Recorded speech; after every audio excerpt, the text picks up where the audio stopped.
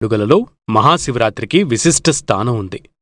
మాఘ బహుళ హిందువులు జరుపుకునే పవిత్రమైన పండుగలలో మహాశివరాత్రికి విశిష్ట స్థానం ఉంది.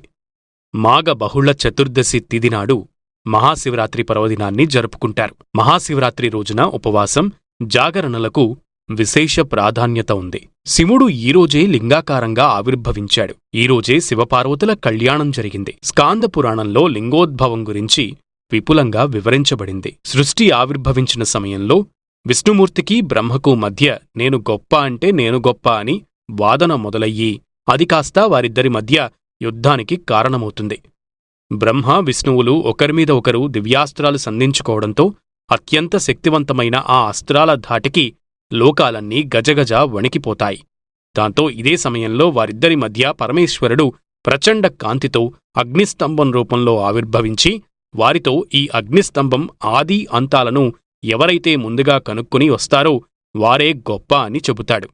దాంతో బ్రహ్మ హంసవాహనమెక్కి ఆ అగ్నిస్తంభం ఆదిని కనుక్కోవడానికి పైకి వెళ్లగా విష్ణుమూర్తి వరాహరూపాన్ని దాల్చి ఆ స్తంభం తుదిని కనుక్కోవడానికి భూమిని తవ్వుకుంటూ క్రిందకు వెళతాడు.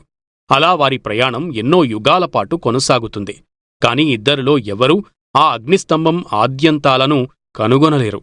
దాంతో విష్ణుమూర్తి అనంతమైన అగ్నిస్తంభం అంతాన్ని కనుగొనలేమని గ్రహించి మొదలకు వచ్చేస్తాడు. కాని బ్రహ్మ మాత్రం ఎలాగైనా సరే నేనే గొప్ప అని అనిపించుకోవాలని ఇంకా పైకి వెళుతూనే ఉంటాడు. కొంత దూరం వెళ్ళాక బ్రహ్మకు పైనుండి కిందకు వస్తున్న మొగలి పువ్వు కనిపిస్తుంది.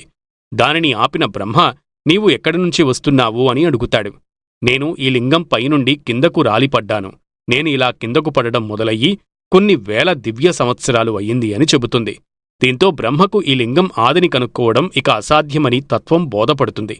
దాంతో బ్రహ్మ కపట బుద్ధితో ఈ పందెంలో ఎలాగైనా తానే గెలిచానని చెప్పుకోవాలనే దురుద్దేశంతో, దురాలోచనతో ఈ లింగం పైభాగం నుండి నేనే నిన్ను కిందకు తీసుకువచ్చానని శివుడికి చెప్పాలని మొగలపువ్వుని అడుగుతాడు.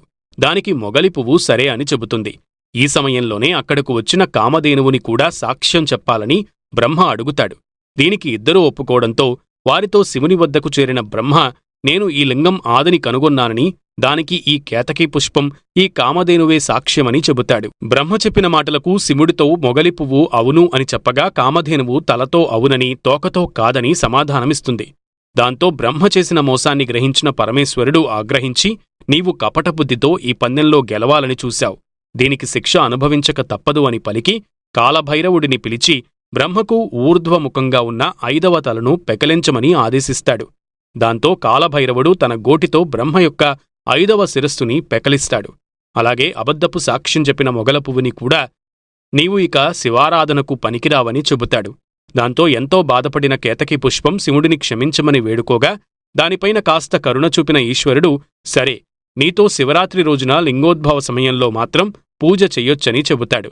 అలానే కామధేనువు సగం అబద్ధం సగం నిజం చెప్పినందుకు గాను ఇక నుండి నిన్ను ముందు భాగంలో ఎవరూ పూజించరని, కేవలం వెనుక భాగంలోనే పూజిస్తారని చెబుతాడు. అప్పటినుండి ఆవు వెనక భాగం నుండి వచ్చే గోమయము, గోమూత్రము, గోక్షీరములు పవిత్రమయ్యి పూజాదికాలలో వాడబడుచున్నవి. లింగపురాణంలో శివరాత్రి మహత్యం గురించి అద్భుతమైన కథ ఒకటి ఉంది. సాక్షాత్తు పరమేశ్వరుడే శివరాత్రి విశిష్టత గురించి పార్వతీదేవికి చెప్పాడు. ఒకసారి కైలాసంలో శివుడితో పార్వతీదేవి, స్వామీ, అన్ని వ్రతాలలో ఉత్తమమైన వ్రతమేది అని అడగగా అప్పుడు శంకరుడు, శివరాత్రి వ్రతం అన్ని వ్రతముల కన్నా ఉత్తమమైనదని, ఆ వ్రతమహత్యం గురించి చెబుతా విను అంటూ చెప్పడం మొదలుపెడతాడు. పూర్వం ఒక అరణ్యంలో వేటగాడు ఉండేవాడు. అతడు ఉదయమంతా ఏదోక మృగాన్ని వేటాడి సాయంత్రానికి దానిని ఇంటికి తీసుకువెళ్లి దానితో తన కుటుంబాన్ని పోషిస్తుండేవాడు. అయితే ఒకరోజు ఉదయాన్నే వేటకు వెళ్లిన ఆ వేటగాడికి చీకటి పడుతున్నా సరే ఒక్క జంతువు దొరకలేదు.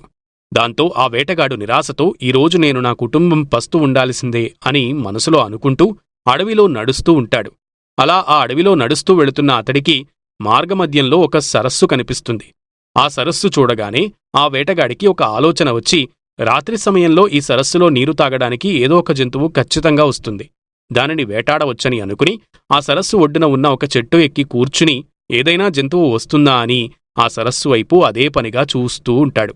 గాలికి ఆ చెట్టు ఆకులు అటు ఇటు కదులుతూ ఉండి ఆ వేటగాడికి అడ్డు రావడంతో అడ్డు వస్తున్న ఆకులను త్రుంచి కింద పడేస్తూ ఉన్నాడు. రాత్రి కావడంతో చలిగాలి విపరీతంగా వేస్తూ ఉండటంతో చలికి గజగజ వణుకుతూ అప్రయత్నంగానే శివశివ అని పదే పదే అంటూ ఉన్నాడు. అలా ఆ చెట్టుపైనే కూర్చుని ఎదురుచూస్తున్న అతడికి తెల్లవారుజామున ఆ సరస్సు దగ్గర ఓ లేడి కనిపిస్తుంది. దాంతో ఎంతో సంతోషించిన ఆ వేటగాడు ఆ జింకపైన బాణం ఎక్కుపెట్టగా అది చూసిన ఆ జింక మానవ భాషలో "ఓ వ్యాధుడా, నన్ను చంపవద్దు" అంటూ అతడిని వేడుకుంటుంది. అది చూసి ఆశ్చర్యపోయిన ఆ వేటగాడు క్రిందకు దిగి ఆ జింక దగ్గరకు వెళ్ళి "నీవు ఎవరు? మనిషిలా ఎలా మాట్లాడుతున్నావు?" అని అడుగుతాడు. దాంతో వేటగాడితో ఆ జింక "నేను పూర్వజన్మలో రంభను. పూర్వం నేను హిరణ్యాక్షుడు అనే రాక్షసుడిని ప్రేమించి శివుడిని పూజించటం మరచిపోయాను.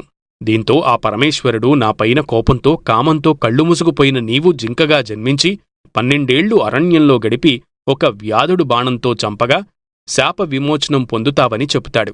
ఇప్పుడు నేను గర్భిణిని, నన్ను వదిలివెయ్యి. కాసేపట్లో మరొక జింక ఇక్కడికి వస్తుంది. దానిని నువ్వు వేటాడు. నేను వసతికి వెళ్ళి అక్కడ ప్రసవించి నా బిడ్డను బంధువులకు అప్పగించి తిరిగి వస్తాను అని చెబుతుంది. ఎంతో క్రూరుడైన ఆ వేటగాడు జింక తాను